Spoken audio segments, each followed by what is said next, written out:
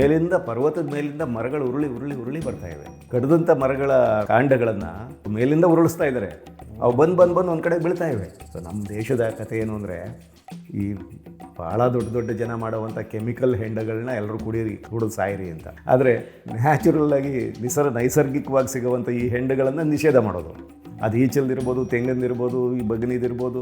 ಈ ಆಧುನಿಕ ಸರ್ಕಾರ ಕೂಡ ಯಾರೋ ಕೆಲವರಿಗೆ ಧನಿಕರಿಗೆ 10,000 ಎಕರೆನ ಈ ಎಸ್ಟೇಟ್ಗಳನ್ನು ಮಾಡೋದಕ್ಕೆ ಬೆಳೆಯೋದಕ್ಕೆ ಕೊಟ್ಬಿಟ್ಟಿದೆ ಅಂದರೆ ಅರ್ಥ ಏನದು? ತಮ್ಮ ಪಾಡು ತಾವು ಸರ್ವ ಸ್ವತಂತ್ರವಾಗಿದ್ದರು. ಅವರೆಲ್ಲ ಕ್ರಮೇಣ ಆಯಾ ಭೂಮಾಲೀಕರ ಸ್ವತ್ತುಗಳು ಅನ್ನೋ ಥರ ಆಗೋಗ್ಬಿಟ್ರು, ಜೀತದಾಳಾಗಿ ಪರಿವರ್ತನೆ ಆಗೋಗ್ಬಿಟ್ರು. ಸೊ ಒಟ್ಟಾರೆ ಸ್ವಚ್ಛಂದವಾಗಿದ್ದಂಥ, ಸರ್ವ ಸ್ವತಂತ್ರವಾಗಿದ್ದಂಥ ಈ ಬುಡಕಟ್ಟುಗಳ ಬದುಕು ಪರಾಧೀನ ಆಗೋಯಿತು. ಬೇರು ನೀರು ನದಿ, ಡಾಕ್ಟರ್ ಹೀಚಿ ಬೋರ್ಲಿಂಗಯ್ಯನವರ ಅನುಭವಗಳು ಮತ್ತು ಚಿಂತನೆಗಳು. ಈ ಪಾಡ್ಕ್ಯಾಸ್ಟ್ ಸರಣಿಯ 4ನೇ ಸಂಚಿಕೆಗೆ ನಿಮ್ಮೆಲ್ಲರಿಗೂ ಸ್ವಾಗತ. ಈ ಸಂಚಿಕೆಯಲ್ಲಿ ಬೋರ್ಲಿಂಗಯ್ಯನವರು ಪಶ್ಚಿಮ ಘಟ್ಟದ ಚಾರ್ಮಾಡಿ ಅರಣ್ಯದ ಗರ್ಭದಲ್ಲಿರುವ ಮಲೆಕುಡಿಯ ಜನಾಂಗವನ್ನು ಭೇಟಿ ಮಾಡಿ ಅವರ ಕಲೆ, ಸಂಸ್ಕೃತಿ ಮತ್ತು ನೋವುಗಳ ದಾಖಲೆಯನ್ನು ಮಾಡ್ತಾರೆ. ಸಾವಿರಾರು ವರ್ಷಗಳಿಂದ ಈ ಮಲೆಕುಡಿಯರು ತಮ್ಮದೇ ಕಾಡಿನಲ್ಲಿ ವಾಸಿಸ್ತಾ ಇದ್ದರು. ಅವರಿಗೆ ಸರ್ಕಾರದ ದಾಖಲೆಗಳು ಯಾವುದೂ ಇರೋದಿಲ್ಲ. ಹಾಗಾಗಿ 16,000 ಎಕರೆಯ ಭೂಮಾಲೀಕರ ಅಧೀನದಲ್ಲಿ ಇವರು ಬದುಕ್ತಾ ಇದ್ದಾರೆ. ಏನು ಇದ್ರ ಕತೆ ಅಂತ ಹೇಳಿ ನಾವು ಬೋರ್ಲಿಂಗಯ್ಯನವ್ರ ಹತ್ರ ತಿಳ್ಕೊಳ್ಳೋಣ. 4ನೇ ಸಂಚಿಕೆಗೆ ನಿಮಗೆ ಸ್ವಾಗತ ಅಪ್ಪಾಜಿ. ಎಲ್ರಿಗೂ ನಮಸ್ಕಾರ. ಈ ಸಲ ಚಾರ್ಮಾಡಿ ಘಾಟಿಯ ಒಂದು ಬಹಳ ಮುಖ್ಯವಾದಂಥ ಜಾಗ ಬಾಂಜಾರು ಮಲೆ ಅಂತೇಳಿ, ಅಲ್ಲಿಗೆ ಹೋಗಿ ಬಂದ ಮತ್ತು ಅಲ್ಲಿ ಮಲೆಕುಡಿಯರನ್ನು ಭೇಟಿ ಮಾಡಿದಂಥ ಪ್ರಸಂಗವನ್ನು ನಾನಿವತ್ತು ನಿಮ್ಮ ಜೊತೆಗೆ ಹಂಚ್ಕೊಳ್ತೀನಿ. ಚಾರ್ಮಾಡಿ ನನಗೆ ಬಹಳ ಕುತೂಹಲದ ಸಂಗತಿ ಮೊದಲಿಂದನೂ. ಯಾಕೆಂತಂದರೆ ಧರ್ಮಸ್ಥಳಕ್ಕೆ ಹೋಗೋ ಸಂದರ್ಭದಲ್ಲಿ ಅಥವಾ ಆ ಕಡೆ ಭಾಗದಲ್ಲಿ ಹೋಗೋ ಸಂದರ್ಭದಲ್ಲೆಲ್ಲ ಆ ಚಾರ್ಮಾಡಿ ಘಾಟಿಯ ಎತ್ತರದಲ್ಲಿ ವಾಹನಗಳು ಹೋಗ್ತಾ ಇರ್ತವೆ. ಅಲ್ಲಿಂದ ಕೆಳಗಡೆಗೆ ಒಂದು ಭೀಕರವಾದಂಥ ಕಣಿವೆ ನಮಗೆ ಕಾಣಸಿಗ್ತದೆ. ನೋಡಲಿಕ್ಕೆ ಭಯ ಆಗುವಂಥ ಕಣಿವೆ ಅದು. ಅದೊಂದು ಕುತೂಹಲ ಇತ್ತು ನನಗೆ ಆ ಕಡೆಗೆ ಹೋಗುವಾಗೆಲ್ಲ. ಅದರಲ್ಲೂ ಆಮೇಲೆ ತೇಜಸ್ವಿಯವರ ಕರ್ವಾಲೋ ಕಾದಂಬರಿಯನ್ನು ಓದಿದ ಮೇಲೆ, ತೇಜಸ್ವಿಯವರ ಕರ್ವಾಲೋ ಕಾದಂಬರಿ ಇದೆಯಲ್ಲ, ಅದು ಹೆಚ್ಚು ಕಡಿಮೆ ಈ ಚಾರ್ಮಾಡಿ ಕಣಿವೆಯ ಕಥೆ. ಅದು ಆ ಕಣಿವೆಯಲ್ಲಿ ಇರ್ತಕ್ಕಂಥ ಸಮೃದ್ಧವಾದ ಅರಣ್ಯದಲ್ಲಿ ಇಟ್ಕೊಂಡು ಅವರು ಆರುವಹೋತಿ ಮತ್ತು ಮಂದಣ್ಣ, ಕರ್ವಾಲೋ ಇವನ್ನೆಲ್ಲ ಇಟ್ಕೊಂಡು ಮಾಡಿರುವಂಥ ಇದು. ಆ ಮೂಡಿಗೆರೆಯ ನಂತರ ಬರುವಂಥ ಕೊಟ್ಟಿಗೆಹಾರದಿಂದ ನಾವೇನು ಧರ್ಮಸ್ಥಳದ ಕಡೆಗೆ ಹೋಗ್ಬೇಕಾದ್ರೆ ಸಿಗುವ ಆ ಚಾರ್ಮಾಡಿ ಘಾಟಿ ಇದೆಯಲ್ಲ, ಆ ಚಾರ್ಮಾಡಿ ಘಾಟಿ ಅಷ್ಟು ಸಮೃದ್ಧವಾದಂಥ ಒಂದು ದೊಡ್ಡ ಕಣಿವೆ ಅದು. ಸೊ ಆಮೇಲೆ ಶಿವರಾಮ್ ಕಾರಂತರು ಮಲೆಕುಡಿಯರ ಬಗ್ಗೆ ಕಾದಂಬರಿಯನ್ನು ಬರೆದಿದ್ದಾರೆ, ಕುಡಿಯರ ಕೂಸು ಅಂತೇಳಿ. ಅದನ್ನು ಕೂಡ ಓದಿದ್ದೆ ನಾನು. ಹಂಗಾಗಿ ನನ್ನಲ್ಲಿ ಬಹಳ ಕುತೂಹಲ ಇತ್ತು.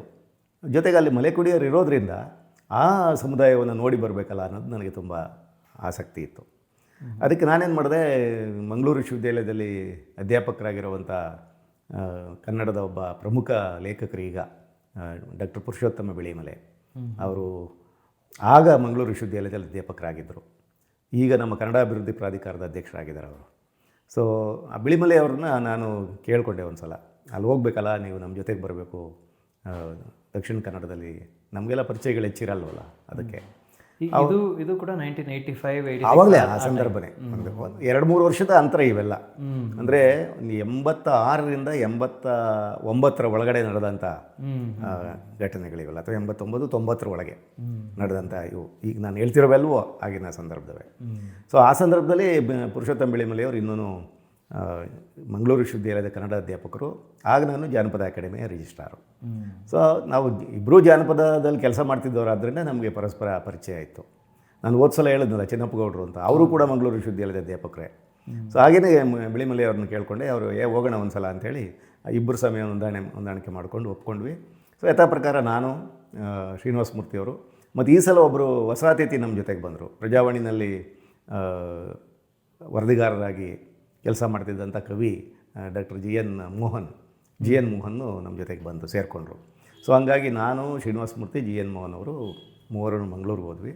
ಮಂಗಳೂರಿನಲ್ಲಿ ಬಿಳಿಮಲೆಯವ್ರನ್ನ ಜೊತೆಗೆ ಸೇರಿಸ್ಕೊಂಡು ಇದಕ್ಕೆ ಬಂದ್ವಿ ಮತ್ತು ಬೆಳ್ತಂಗಡಿಗೆ ಬಂದು, ಬೆಳ್ತಂಗಡಿನಲ್ಲಿ ಹರೀಶ್ ಅಂತ ಇನ್ನೊಬ್ಬರು ಪತ್ರಕರ್ತರಿದ್ದರು.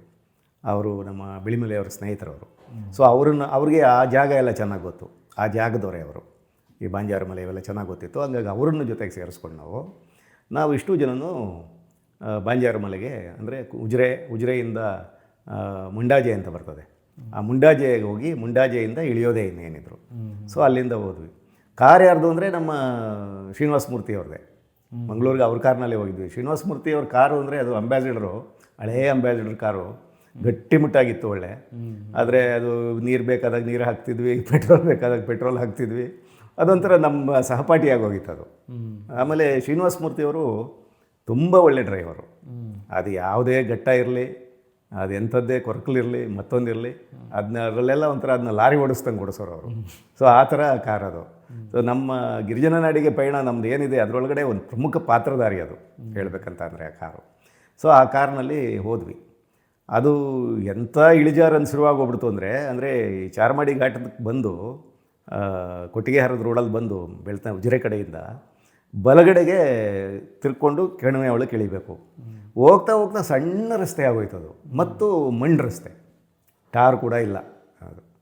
ಸೊ ಏನಲ್ಲಿ ಹೆಂಗೆ ಹೋಗೋದು, ಒಂದೊಂದು ಕಡೆಗೆ ಕಾರ್ ಎಲ್ಲಿ ಮುಗಿಸ್ಕೊಳತ್ತದೋ ಅನ್ನೋವಷ್ಟು ಭಯ. ಆದರೆ ಆ ಶ್ರೀನಿವಾಸ ಮೂರ್ತಿಗೆ ಅವೆಲ್ಲ ಭಯ ಇಲ್ಲ, ಅವರ ಆ ವಿಚಾರದಲ್ಲಿ ಭಾಳ ಧೈರ್ಯವಾಗಿ ಓಡಿಸೋರು ಅವರು. ಸೊ ಹೋಗ್ತಾ ಹೋಗ್ತಾ ಹೋಗ್ತಾ ಎದುರುಗಡೆ ಒಂದು ಲಾರಿ ಬಂದ್ಬಿಡ್ತು. ಆ ಲಾರಿ ತುಂಬ ಕಡಿದ ಮರಗಳನ್ನು ತುಂಬ್ಕೊಂಡ್ಬಿಟ್ಟಿದ್ದಾರೆ. ಅದು ದೊಡ್ಡ ಕಾಡಲ್ಲ, ಕಾಡಿನಲ್ಲಿ ಎಲ್ಲೋ ಮರ ಕಡಿತಿದ್ದಾರೆ. ಮರ ಕಡಿತಿರುವ ತುಂಡುಗಳನ್ನು ತುಂಬಿಕೊಂಡು ಏನು ಅದು ಅಂದ್ಕೊಂಡು ಅದು ಬಾರಿನ ಹತ್ಕೊಂಡು ಬರ್ತಾಯಿದೆ. ನಮಗೆ ದಾರಿನೇ ಇಲ್ಲ, ನಮ್ಮ ಕಾರಿಗೆ ದಾರಿನೇ ಇಲ್ಲ. ಎಲ್ಲಿ ಹೋಗ್ಬೇಕೀಗ? ಸುಮಾರು ಒಂದು 200-300 ಅಡಿಯಷ್ಟು ಹಾಗೇನೇನೇ ಹಿಂದಕ್ಕೆ ತೊಗೊಂಡ್ವಿ ಕಾರ್ನ. ನಾವೆಲ್ಲ ಇಳಿದ್ಬಿಟ್ವಿ, ಯಾಕೆಂದ್ರೆ ಕಾರ್ ಹಿಂದಕ್ಕೆ ಹತ್ತಬೇಕಲ್ಲ ಅದು ವಾಪಸ್ಸು ಬಾರೇನಲ್ಲಿ, ಅದು ರಿವರ್ಸ್ ಆಗಿ. ಸೊ ನಾವೆಲ್ಲ ಹೇಳಿದ್ವಿ, ಹಿಂದಕ್ಕೆ ಬಂದು ಅಲ್ಲೆಲ್ಲೋ ಒಂದು ಕಡೆಗೆ ಒಂದು ಸ್ವಲ್ಪ ಜಾಗ ಸಿಕ್ಕಿದ ಕಡೆಗೆ ಅದನ್ನ ಓರೆ ಮಾಡ್ಕೊಂಡು ನಿಲ್ಲಿಸ್ಕೊಂಡ್ವಿ. ಅದನ್ನು ಆ ಲಾರಿ ನಮ್ಮನ್ನು ಏನು ಲೆಕ್ಕಕ್ಕೆ ಇಲ್ದಿರಂಗೆ ಮಾಡಿ, ಈ ದೊಡ್ಡ ಪ್ರಾಣಿ ಯಾವುದೋ ಸಣ್ಣ ಪ್ರಾಣಿನ ಒತ್ತಾಕ್ಸ್ಬಿಟ್ಟು ಹೋಗುತ್ತಲ್ಲ ಹಂಗೆ ಮಾಡಿ ಹೊರಟೋಯ್ತು ಅದು. ಸೊ ನಾವು ಆಮೇಲೆ ತಿರ್ಗಾ ಏನೋ ಬದುಕಿದ್ವಿ ಅನ್ನೋ ಥರದಲ್ಲಿ ಮತ್ತೆ ಕಾರಲ್ಲಿ ಕುಳಿತುಕೊಂಡು ನಿಧಾನಕ್ಕೆ ಕೆಳಗಡೆ ಇಳಿತಾ ಶಿಷ್ಟೇ ಇಳಿತಾ ಬಂದ್ವಿ. ಅಲ್ಲೊಂದು ಕಡೆಗೆ ನೋಡಿದ್ರೆ ಒಂದು ಸಣ್ಣ ಬೈಲ್ ಥರ ಸಿಕ್ತು. ಮೇಲಿಂದ ಪರ್ವತದ ಮೇಲಿಂದ ಮರಗಳು ಉರುಳಿ ಬರ್ತಾಯಿವೆ. ಅಂದರೆ ಮರಗಳನ್ನ ಕಡಿತಾ ಇದ್ದಾರೆ. ಕಡಿದಂಥ ಮರಗಳ ಇದನ್ನು ಕಾಂಡಗಳನ್ನು ಎಲ್ಲ ರೆಂಬೆ ಎಲ್ಲ ತೆಗೆದು ಮೇಲಿಂದ ಉರುಳಿಸ್ತಾ ಇದ್ದಾರೆ. ಅವು ಬಂದು ಒಂದು ಕಡೆಗೆ ಬೀಳ್ತಾ ಇವೆ. ಅಂದರೆ ಕಡಿದಾದ ಪರ್ವತ. ಅರೇ ಇದೇನಿದು ಈ ಥರ ಇದು ಮಾಡ್ತಾ ಇದ್ದಾರಲ್ಲ, ಯಾರು ಇವ್ರಿಗೆ ಪರ್ಮಿಷನ್ ಕೊಟ್ಟಿರೋರು, ಏನು ಕತೆ? ನಮಗೆ ಅದೇನು ಅರ್ಥ ಆಗಲಿಲ್ಲ ನಮಗೊಂಥರ. ಸೊ ಯಾರೋ ಏನು ಕತೆಯೋ ಅಂದ್ಕೊಂಡು ನಾವು ಇನ್ನೇನು ಮಾಡೋಂಗಿರಲಿಲ್ಲ. ಭಾಳ ವಿಷಾದ ಪಟ್ಕೊಂಡ್ವಿ ಅದಕ್ಕೆ. ಇಂಥ ಸಮೃದ್ಧ ಕಾಡಿನಲ್ಲಿ ಮರಗಳನ್ನ ಹಿಂಗೆ ಕಡಿತಾ ಇದ್ದಾರಲ್ಲ, ಏನು ಕತೆ ಇದು ಅಂತ ಮಾತಾಡಿಕೊಂಡು ಹಾಗೆ ಮುಂದಕ್ಕೆ ಬಂದು ಅಲ್ಲಿ ಒಂದು ಅಂದರೆ ಹೆಚ್ಚು ಕಡಿಮೆ ಆ ಇಡೀ ಕಣಿವೆಯನ್ನು ಇಳ್ಕೊಂಡು ಬಂದು ಒಂದು ಕಡೆಗೆ ಸೇರಿದಾಗ ಎಂಥ ಪ್ರಶಾಂತವಾದ ವಾತಾವರಣ ಸಿಕ್ತು ನಮಗೆ ಅಂತಂದರೆ, ಅದು ಮಲೆಕುಡಿಯರ ವಾಸಸ್ಥಾನಗಳದು. ಅದನ್ನು ಬಾಂಜಾರ ಮಲೆ ಅಂತ ಕರೀತಾರೆ ಅದನ್ನು. ಸೊ ಅಲ್ಲಿ ಇನ್ನೂ 2-3 ಮಲೆಗಳ ಹೆಸರು ಕೊಟ್ಕೊಂಡಿದ್ದಾರೆ. ಅಲ್ಲಿ ಪರ್ವತಗಳಿಗೆ ಒಂದೊಂದು ಕಣಿವೆಗೆ ಒಂದೊಂದು ಹೆಸರು ಕೊಟ್ಕೊಂಡಿದ್ದಾರೆ. ಒಂದು ಇಳಿಮಲೆ, ಇನ್ನೊಂದು ಬಾಂಜಾರ ಮಲೆ, ಇನ್ನೊಂದು ಅಂಬಟ್ಟಿ ಮಲೆ ಅಂತ 3 ಕಣಿವೆಗಳು, 3 ಅರಣ್ಯಗಳಿಗೆ ಸೇರಿದಂಥ ಕಣಿವೆಗಳು. ಇಲ್ಲೆಲ್ಲ ಮಲೆಕುಡಿಯರಿದ್ದಾರೆ. ನಾವು ಪ್ರಮುಖವಾಗಿ ಹೋಗಿರೋದು ಬಾಂಜಾರ ಮಲೆಗೆ. ಬಾಂಜಾರ ಮಲೆಗೆ ಹೋದಾಗ ನಮಗೆ ಆಶ್ಚರ್ಯ ಆಗೋಗ್ಬಿಡ್ತು. ಅಂದರೆ ಹೋಗ್ತಿದ್ದಂಗೆನೇ ಅಷ್ಟೊತ್ತಿಗಾಗಲೇ ಈ ಹರೀಶ್ ಬಂಟ್ವಾಳ ನಾನು ಹೇಳಿದ್ನಲ್ಲ, ಹರೀಶ್ ಬಂಟ್ವಾಳ ಏನು ಮಾಡಿದರು, ಅಲ್ಲಿ ಅವ್ರಿಗೆ ಹೇಳಿ ಕಳಿಸಿದ್ರು, ಹಿಂಗೆ ನಾವು ಬರ್ತಾಯಿದ್ದೀವಿ ಅಂಥೇಳಿ. ಎಲ್ಲರೂ ಕಾಯ್ತಾ ಇದ್ದಾರೆ ನಿಜವಾಗೂ. ಮಲೆಕುಡಿಯರ ಕುಟುಂಬಗಳು, ಮಕ್ಕಳು, ಮರಿಗಳು, ಮುದುಕರು ಎಲ್ಲರೂ ಒಂದು ಏನಿಲ್ಲ ಅಂದರೂ ಒಂದು 25-30 ಜನ. ನಾವು ಹೋಗ್ತಿದ್ದಂಗೆ ಅವರೆಲ್ಲ ನಮ್ಮನ್ನು ಒಂಥರ ಕೈ ಹಿಡ್ಕೊಂಡು ನಮ್ಮ ಎಲ್ಲ ವಸ್ತುಗಳನ್ನ ಹಿಡ್ಕೊಂಡು ಅವ್ರ ಮುಂದೆ ನಾವು ಹಿಂದೆ ಒಂದು ಒಳ್ಳೆ ಸ್ವಾಗತ. ಹೋಗ್ತಿದ್ರೆ ಅದು ಎಂಥ ಕಡಿಮೆ ಅಂದರೆ ಸುತ್ತಲೂ ಪರ್ವತಗಳ ರಾಶಿ. ಬಾಂಜಾರ ಮಲೆನೇ ಹಂಗಿದೆ ಅದು ಒಂಥರ. ಆಮೇಲೆ ದೂರದಲ್ಲಿ ಶಿಶಿಲ ಅಂತ ಒಂದು ಊರಿದೆ. ಆ ಶಿಶಿಲದ ಬೆಟ್ಟ ದೂರದಲ್ಲಿ ಚೂಪಿಗೆ ಒಳ್ಳೆ ಕೋಡ್ ಥರ ಕಾಣ್ತಾ ಇತ್ತು. ಅದು ಬಿಟ್ಟರೆ ಸುತ್ತಲೂ ಈ ಚಾರ್ಮಾಡಿಯ ಘಾಟಿಗಳು, ಭಾಳ ಎತ್ತರದ ಘಾಟಿಗಳು, ನೋಡಲಿಕ್ಕೆ ಹಸಿರು ತುಂಬಿದಂಥ ಪರ್ವತ ಪ್ರದೇಶ. ಅದರೊಳಗಡೆ ಮಧ್ಯದಲ್ಲಿ ನಾವು ಕಣಿವೆಯಲ್ಲಿ ಕೆಳಗಡೆಗೆ ಹೋಗ್ತಾಯಿದ್ದೀವಿ. ಈ ಏನಿದೆ ಚಾರ್ಮಾಡಿ ಘಾಟಿ ಅಂತ ನಾವು ಯಾವಾಗಲೂ ಧರ್ಮಸ್ಥಳದ ಕಡೆಗೆ ಹೋಗುವಂಥದ್ದು ಭಾಳ ಎತ್ತರದಲ್ಲಿ ಟಾಪಲ್ಲಿ ಹೋಗುವಂಥದ್ದು ಅದು. ಈಗ ಶಿರಾಡಿ ಘಾಟಿ ಇದೆ. ಶಿರಾಡಿ ಘಾಟಿಯಿಂದ ಮಂಗಳೂರಿಗೆ ಹೋಗ್ಬೇಕಾದ್ರೆ ಅದು ಕೆಳಗಡೆ ಕಣಿವೆಯಲ್ಲಿ ನದಿ ಪಕ್ಕದಲ್ಲೇ ಹೋಗುತ್ತೆ ರಸ್ತೆ. ಚಾರ್ಮಾಡಿ ಘಾಟಿದಂಗಲ್ಲ. ಚಾರ್ಮಾಡಿ ಘಾಟಿದು ಬೆಟ್ಟದ ತುದಿನಲ್ಲಿ ಹೋಗುತ್ತೆ, ಕೊಟ್ಟಿಗೆಹಾರದಿಂದ ಉಜಿರೆವರೆಗೆ. ಆದರೆ ಇಲ್ಲಿ ನಾವು ಕೆಳಗೆ ಇಳಿದ್ಬಿಟ್ಟಿದ್ದೀವಿ ಈಗ. ಇದರಲ್ಲಿ ನೋಡಿದ್ರೆ ಏನು ಆಕಾಶವನ್ನು ಮುಟ್ತಾ ಇರುವಂಥ ಪರ್ವತಗಳ ರಾಶಿ. ಅಲ್ಲಿ ಒಳಗಡೆಗೆ ಹೋದರೆ ಒಂದು ಕಡೆಗೆ ಅಲ್ಲಲ್ಲಿ ಜುಳು ಜುಳು ಜುಳು ಹರಿಯೋ ನೀರಿನ ಹಳ್ಳಗಳು. ಆ ನೀರಿನ ಹಳ್ಳಕ್ಕೆ ದಾಟ್ಕೊಂಡು ಹೋಗಲಿಕ್ಕೆ ಮಧ್ಯೆ ಒಂದೊಂದು ಮರಗಳನ್ನ ಹಾಕಿದ್ದಾರೆ. ಆ ಮರದ ಮೇಲೆ ಹೋಗ್ಬೇಕು ನಾವು ನಡ್ಕೊಂಡು. ಅಂದರೆ ಮಾನವ ನಿರ್ಮಿತ ಸಣ್ಣ ಪುಟ್ಟ ಸೇತುವೆಗಳವು, ಅಂದರೆ ಮರದ ಸೇತುವೆಗಳು. ಅದ್ರ ಮೇಲೆ ಹೋಗೋಕ್ಕೆ ಒಂದು ಖುಷಿ ಅದು. ಏನು ಸಮೃದ್ಧ ಕಣಿವೆ ಅದು ಅಂದರೆ ಹಲಸು, ಬಾಳೆ, ಅಡಿಕೆ, ಆಮೇಲೆ ಅನಾನಸು, ಮೆಣಸು, ಈ ಥರ ಮರಗಳ ಮತ್ತು ಉಪಯೋಗಕ್ಕೆ ಬರುವಂಥ ಇದರ ರಾಶಿ. ಅಲ್ಲಿ ಹೋದಾಗ ಎಸ್ಟೇಟ್ಗಳು ಶುರುವಾದವು. ಅಲ್ಲಿ ಎಷ್ಟು ದೊಡ್ಡ ದೊಡ್ಡ ಎಸ್ಟೇಟ್ಗಳು ಅಂತಂದರೆ ಕೋಕ್ ಮತ್ತು ಮೆಣಸು, ಕೋಕೋವಾ ಇದನ್ನು ಬೆಳೆಯುವಂಥ ಇವು ಎಸ್ಟೇಟ್ಗಳು. ಅಂದರೆ ಒಬ್ಬರದ್ದು 10,000 ಎಕರೆ ಅಂತೆ, ಇನ್ನೊಬ್ಬರದ್ದು 10,000 ಎಕರೆ ಅಂತೆ. ಅದರ ದಣಿಗಳೆಲ್ಲ ಎಲ್ಲೋ ಇದರಲ್ಲಿ ಇಲ್ಲವೇ ಇಲ್ಲ. ಯಾರೂ ಕೆಲಸ ಮಾಡೋರು ಇವರಷ್ಟೇ, ಮಲೆ ಕುಡಿಯೋರು. ಇಷ್ಟು 3 ಮಲೆಗಳೇನು ಹೇಳಿದೆ, ಇಳಿಮಲೆ, ಬಂಜಾರ ಮಲೆ, ಅಂಬಟ್ಟಿ ಮಲೆ ಅಂಥೇಳಿ, ಆ 3 ಮಲೆಗಳ ಜಾಗದಲ್ಲಿ ಸುಮಾರು ಒಂದು 20,000 ಎಕರೆಯಷ್ಟು ಅರಣ್ಯನ ಕೋಕ್ ಬೆಳೆಯೋದಕ್ಕೆ ಮತ್ತು ಈ ರೀತಿ ಸಾಂಬಾರು ಪದಾರ್ಥ ಬೆಳೆಯೋದಕ್ಕೆ ಬಿಟ್ಕೊಟ್ಬಿಟ್ಟಿದ್ದಾರೆ. ಅದೇನೋ ಒಪ್ಪಂದ ಸರ್ಕಾರದ ಜೊತೆಗೆ. ಅದ್ರ ವಿಚಾರಕ್ಕೆ ಆಮೇಲೆ ಬರ್ತೀನಿ ನಾನು. ಸೊ ಈ ಎಸ್ಟೇಟ್ಗಳ ನಡುವೆ ಅಲ್ಲಲ್ಲಿ ಮಲೆ ಕುಡಿಯರ ಮನೆಗಳು, ಸುಮಾರು ಒಂದು 20-25 ಗುಡಿಸಲುಗಳಿದ್ವು ಅಂತ ಕಾಣಿಸ್ತದೆ. ಸುಂದರವಾಗಿ ಗುಡಿಸಲುಗಳನ್ನ ಕಟ್ಟಿದ್ದಾರೆ. ಆಮೇಲೆ ಕೆಮ್ಮಣ್ಣು, ಗೋಡೆಗೆಲ್ಲ ಕೆಮ್ಮಣ್ಣು ಇದನ್ನು ಬೆಳೆದು ಒಳ್ಳೆ ಎಲ್ಲ ಕೆಂಪು ಗೋಡೆಗಳ ಗುಡಿಸಲುಗಳು. ಅದ್ರ ಮೇಲೆ ಚಿತ್ತಾರುಗಳು, ಅವ್ರದ್ದೇ ಆದ ಚಿತ್ತಾರುಗಳು. ಆಮೇಲೆ ಗುಡಿಸಲು ಮುಂದೆ ಇನ್ನೊಂದು ಒಂಥರ ಅಟ್ಟಣೆ, ಒಂದು ಸಣ್ಣ ಅಟ್ಟಣೆಯ ಗುಡಿಸಲು. ಅಲ್ಲೋಗಿ ಕೂತ್ಕೊಬೋದು, ವಿಶ್ರಮಿಸ್ಬೋದು, ರಾತ್ರಿ ಹೊತ್ತು ಮಲ್ಕೋಬೋದು. ಈ ಥರದ ಒಂದು ಅಟ್ಟಣೆ ಇದು. ನೋಡೋದಕ್ಕೆ ಎಷ್ಟು ಚೆನ್ನಾಗಿತ್ತು ಅಂತಂದರೆ ಅಂಥದ್ದನ್ನೆಲ್ಲ ಎಲ್ಲರೂ ಮಾಡಬೇಕು ಅಂಥೇಳಿ ನಾನು ಕೊನೆಗೆ ಕನ್ನಡ ವಿಶ್ವವಿದ್ಯಾಲಯಕ್ಕೆ ಹೋದ್ಮೇಲೆ, ಕನ್ನಡ ವಿಶ್ವವಿದ್ಯಾಲಯದ ನಮ್ಮ ಗಿರಿಸೀಮೆಯ ಒಂದು ಬೆಟ್ಟದ ಮೇಲೆ ಆ ಥರದೊಂದು ಅಟ್ಟಣೆ ಮಾಡಿಸ್ತೆ ನಾನು. ಅಲ್ಲೋಗಿ ಕೂತ್ಕೊಂಡು ಬರಬೇಕು, ಓದೋರಲ್ಲಿ ಓದ್ಬೋದು, ಬರೆಯೋರು ಬರಿಬೋದು ಅನ್ನೋ ಥರದಲ್ಲಿ ನಮ್ಮ ವಿದ್ಯಾರ್ಥಿಗಳು ಬಳಸ್ಕೊತಾ ಇದ್ರು ಭಾಳ ದಿವಸ. ಅದು ಆನಂತರದ ಕಥೆ ಅದು. ಹೀಗೆ ಒಂದು ಸುರಸುಂದರವಾದಂಥ ಒಂದು ಕಣಿವೆ ಅದು. ಆಮೇಲೆ ಬೇಸರ ಆದ ಸಂಗತಿ ಏನು ಅಂತಂದರೆ, ಅಲ್ಲಿ ಕೂತ್ಕೊಂಡ ಜನಗಳ ಜೊತೆಗೆ ಮಾತಾಡುವಾಗ ಅಷ್ಟೂ 20,000 ಎಕರೆಗಳಷ್ಟನ್ನು ಯಾರೋ ದೂರದ ಕಾಂಟ್ರಾಕ್ಟರ್ಗಳಿಗೆ ಕೊಟ್ಬಿಟ್ಟಿದಾರಲ್ಲ, ಇವ್ರು ಏನೋ ಬೆಳೆಯೋದಕ್ಕೆ ಸರ್ಕಾರದವರು. ಇವ್ರಿಗೇನಾದ್ರು ಭೂಮಿ ಇದೆಯಾ ಮಲೆ ಕುಡಿಯೋರಿಗೆ ಅಂದರೆ ಇವ್ರಿಗೆ ಭೂಮಿ ಇಲ್ಲ. ಇವ್ರೇನು ಮನೆಗಳಿವೆ, ಆ ಮನೆಗಳ ಸುತ್ತಮುತ್ತ ಇರೋವಂಥ ಸುಮ್ಮನೆ ಒಂದು 2 ಗುಂಟೆಯೋ 1 ಗುಂಟೆಯೋ 3 ಗುಂಟೆಯೋ ಹೆಚ್ಚಂದರೆ ಅಷ್ಟೇ ಅವ್ರಿಗೆ ಸೇರಿದ್ದು. ಅದರೊಳಗಡೆ ಅವ್ರಿಗೇನೇನು ಬೇಕೋ ಇಂಥದ್ದನ್ನೆಲ್ಲ ತರಕಾರಿ ಗಿರ್ಕಾರಿ, ಮತ್ತೊಂದು ಬಾಳೆ, ಒಂದಿಷ್ಟು ಪೆಪ್ಪರು, ಈ ಥರ ಹಾಕ್ಕೊಂಡು ಅವ್ರು ಇದು ಮಾಡ್ಕೊಂಡಿದ್ರೆ ಹೊರತು ಬಟ್ ಇನ್ನೇನೂ ಇಲ್ಲ ಅವ್ರದ್ದು ಅಂತ ಏನೂ ಇಲ್ಲ.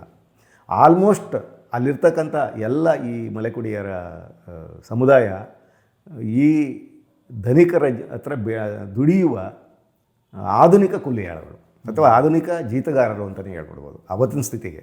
ಇವತ್ತೇನಾಗಿದೆ ಗೊತ್ತಿಲ್ಲ ನನಗದು. ಅಂಥ ರೀತಿಯಲ್ಲಿ ಅವರಿದ್ದರು. ಆದರೆ ಆ ವಾತಾವರಣ ಚೆನ್ನಾಗಿತ್ತು, ಅವ್ರು ಖುಷಿಯಾಗಿದ್ದರು.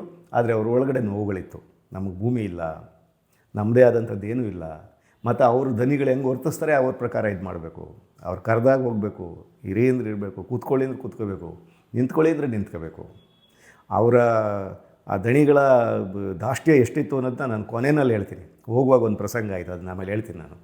ಸೊ ಈ ರೀತಿಯಲ್ಲಿ ಆ ಬಾಂಜಾರ ಮಲೆಗೆ ಹೋಗಿ ಆಮೇಲೆ ಅಲ್ಲೊಂದು ಫಾಲ್ಸ್ ಇದೆ ಅಂತ ಹೇಳಿದ್ರು. ಸೊ ಒಂದು ಮೊದಲು ಅದು ನೋಡಿಬಿಡೋಣ ಅಂತ ಹೋದ್ವಿ. ಒಂದು ಪುಟ್ಟ ಫಾಲ್ಸ್ ಅದು ಒಂದು ಬೆಟ್ಟದ ಮೇಲಿಂದ ಬರ್ತಾಯಿತ್ತು. ಅದು ಎಷ್ಟು ಹನಿಯಾಗಿ ಚಿಗುರ್ತಿತ್ತು ಅಂತಂದರೆ, ಆಮೇಲೆ ಸಣ್ಣ ಒಂದು ಸಂಗೀತ ಅದು ಹಾಡ್ತಾಯಿತ್ತು ಅದು, ಆ ಫಾಲ್ಸು. ಅದನ್ನೆಲ್ಲ ನೋಡಿಕೊಂಡು ಮತ್ತೆ ಬಂದ್ವಿ. ಸೊ ಅಲ್ಲಿ ಮಲೆ ಕುಡಿಯರದ ಅವ್ರದ್ದೇ ಆದ ಭಾಷೆ ಇತ್ತು ಮೊದಲಿಗೆ. ಒಂದು ನಮ್ಮ ದ್ರಾವಿಡ ಭಾಷೆಗಳಲ್ಲಿ 10 ಭಾಷೆಗಳಿದ್ದವು. ಇವತ್ತು ಯಾವುದೂ ಇಲ್ಲ. ಏಕೆಂದರೆ ಈಗ ನೋಡಿ, ಇಂಗ್ಲೀಷು, ಹಿಂದಿ, ಕನ್ನಡವನ್ನು ನುಂಗ್ತಿದೆ. ಕನ್ನಡ ಈಗ ತುಳು, ಕೊಂಕಣಿ, ಸೋಲಿಗ ಭಾಷೆ, ಜೇನುಕುರುಬ ಭಾಷೆ, ಮಲೆಕುಡಿಯ ಭಾಷೆ, ಕೊರಗ ಭಾಷೆ ಇಂಥದ್ದನ್ನು ನುಂಗ್ತಾ ಇದೆ. ಅಂದರೆ ಈ ಆಧುನಿಕತೆಯ ಒಂದು ಅನಿವಾರ್ಯತೆ ಅದು ಹಂಗಾಗ್ಬಿಟ್ಟಿದೆ. ಸೊ ಮಲೆಕುಡಿಯ ಭಾಷೆ ಆಡೋರು ಯಾರು ಇದ್ದಾರಾ ಅಂತ ಹುಡುಕಾಡಿದ್ವಿ. ಸೊ ಅಲ್ಲಿ ಒಬ್ಬ 80 ವರ್ಷದ ವಯಸ್ಸಾದಂಥ ಒಬ್ಬ ಬೈರು ಅನ್ನೋವಂಥ, ಕಲ್ಕಾರು ಬೈರು ಅಂತ ಆತನ ಹೆಸರು, ಇನ್ನೂ ನಂಗೆ ಚೆನ್ನಾಗಿ ನೆನಪಿದೆ. ಏನು ಚೆನ್ನಾಗಿ ಒಂದು ಒಳ್ಳೆ ಮೀಸೆ ಬಿಟ್ಕೊಂಡು ಎಷ್ಟು ಚೆನ್ನಾಗಿದ್ರು ಅಂದರೆ ಕಳಕಳೆಯಾಗಿ ಅವರು ನಮ್ಮ ಭಾಷೆ ಹೆಂಗಿರ್ತದೆ ಅಂತೇಳಿ ಒಂದಷ್ಟು ಹಾಡಿ ತೋರಿಸಿದ್ರು. ಅಂದರೆ ಅದು ತುಳುವಿನ ಇನ್ನೊಂದು ರೂಪ ಅಂತ ಅನ್ನಿಸ್ತು ನಮಗೆ. ತುಳುವಿನಲ್ಲೇ ಒಂದು ಉಪಭಾಷೆ ಇರ್ಬೋದಾ ಅಥವಾ ಅದಕ್ಕೊಂದು ಇಂಡಿಪೆಂಡೆನ್ಸ್ ಇದೆಯಾ ಅನ್ನೋದು ಆಮೇಲೆ ನಾವೆಲ್ಲ ಯೋಚನೆ ಮಾಡಿದ್ವಿ. ಆದಾಗ ಮಲೆಕುಡಿಯರದೇ ಒಂದು ಭಾಷೆ ಇತ್ತು. ಅದು ಇವತ್ತು ಆ ಭಾಷೆ ಬಹುತೇಕ ಇಲ್ಲ, ಹೊಟ್ಟೋಗ್ತಿದೆ. ಈಗ ಸೌತ್ ಕೇಂದ್ರದಲ್ಲಿ ಆಲ್ಮೋಸ್ಟ್ ಎಲ್ಲ ತುಳು ಭಾಷೆನ ಆಡ್ತಾರೆ ಹೊರತು ಕೊರಗ ಭಾಷೆನಾಗಲಿ ಅಥವಾ ಮಲೆಕುಡಿಯರ ಭಾಷೆನಾಗಲಿ ಯಾರೂ ಆಡ್ತಾ ಇಲ್ಲ. ಅವರು ಒಂದಿಬ್ಬರು ವಯಸ್ಸಾದವರು, ಒಬ್ಬ ಅಜ್ಜಿ ಮತ್ತು ಒಬ್ಬ ಅಜ್ಜ ಆ ಮಲೆಕುಡಿಯ ಭಾಷೆನಲ್ಲಿ ಹಾಡುಗಳನ್ನ ಆಡಿದ್ರು. ಅದನ್ನು ರೆಕಾರ್ಡ್ ಮಾಡ್ಕೊಂಡ್ವಿ. ರೆಕಾರ್ಡ್ ಮಾಡಿಕೊಂಡು ಸಂಜೆಗೆ ನಮಗೆ ಒಂದು ವಿಶೇಷವಾದ ಇದಿತ್ತು. ಏನಪ್ಪ ಅಂತಂದರೆ, ಹರೀಶ್ ಬಂಟ್ವಾಳ ಮೊದಲೇ ಹೇಳಿದರು ಅನಿಸುತ್ತೆ, ಮಲೆಕುಡಿಯರ ಬಹಳ ಮುಖ್ಯವಾದ ಕಸುಬೇನಪ್ಪ ಅಂತಂದರೆ ಈ ಹೆಂಡವನ್ನು ಇಳಿಸೋದು. ಹೆಂಡವನ್ನು ಇಳಿಸೋದು ಬಗ್ನಿ ಮರಗಳಿಂದ. ನಾನು ಅವತ್ತು ಬಗ್ನಿ ಮರದ ವಿಚಾರನ ಹೇಳಿದ್ದೆ ಮನೆಯೆಲ್ಲ. ಆ ಬಗ್ನಿ ಹೆಂಡ ಭಾಳ ಶ್ರೇಷ್ಠವಾದದ್ದು ಅಂತೇಳಿ ಎಲ್ಲರ ನಂಬಿಕೆ ಅದು ಒಂಥರದಲ್ಲಿ. ಈ ತೆಂಗಿಗಿಂತ ಈಚಲಿಗಿಂತ ಅದೇ ಜಾತಿಗೆ ಸೇರಿದಂಥ ಒಂದು ಮರ ಆದರೂ ಕೂಡ ಇದು ಬಗ್ನಿ ಹೆಂಡ ಶ್ರೇಷ್ಠವಾದದ್ದು ಅಂತ. ಮಲೆಕುಡಿಯವರಿಗೆ ಭಾಳ ಶ್ರೇಷ್ಠವಾದದ್ದು, ಪವಿತ್ರವಾದದ್ದು. ಅವ್ರ ದೇವರುಗಳಿಗೂ ಕೂಡ ಅರ್ಪಿಸ್ತಾರೆ ಅವರು. ಸೊ ಆ ಥರದ ಅವತ್ತು ಏನು ಹೆಂಡವನ್ನು ಕಟ್ಟಿದ್ರು ಅದನ್ನು ಇಳಿಸುವ ಮತ್ತು ಅದನ್ನು ಇಳಿಸ್ಕೊಂಡು ಬಂದು ಕೆಳಗಡೆ ತರೋ ಒಂದು ಪ್ರಕ್ರಿಯೆ ಇದೆಯಲ್ಲ, ಅದು ಎಲ್ಲರೂ ಏರೋಕ್ಕಾಗಲ್ಲ. ಆ ಬಗ್ನಿ ಮರನ ತುಂಬ ನುಣುಪಾಗಿರ್ತದೆ ಅದು. ಆಮೇಲೆ ಆ ಬಗ್ನಿ ಹೆಣ್ಣಕ್ಕೆ ಹೆಂಡ ಕಟ್ಟೋದು ಕೂಡ ಸುಲಭ ಅಲ್ಲ. ಅದು ಭಾಳ ಚತುರತೆ ಇರಬೇಕು, ಅದ್ರ ಬಗ್ಗೆ ಭಾಳ ಅನುಭವ ಇದ್ದವರೇ ಇರಬೇಕು.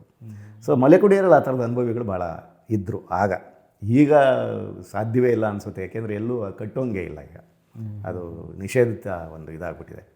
ಸೊ ನಮ್ಮ ದೇಶದ ಕಥೆ ಏನು ಅಂದರೆ, ಈ ಭಾಳ ದೊಡ್ಡ ದೊಡ್ಡ ಜನ ಮಾಡುವಂಥ ಕೆಮಿಕಲ್ ಹೆಂಡಗಳನ್ನ ಎಲ್ಲರೂ ಕುಡಿದು ಸಾಯಿರಿ ಅಂತ.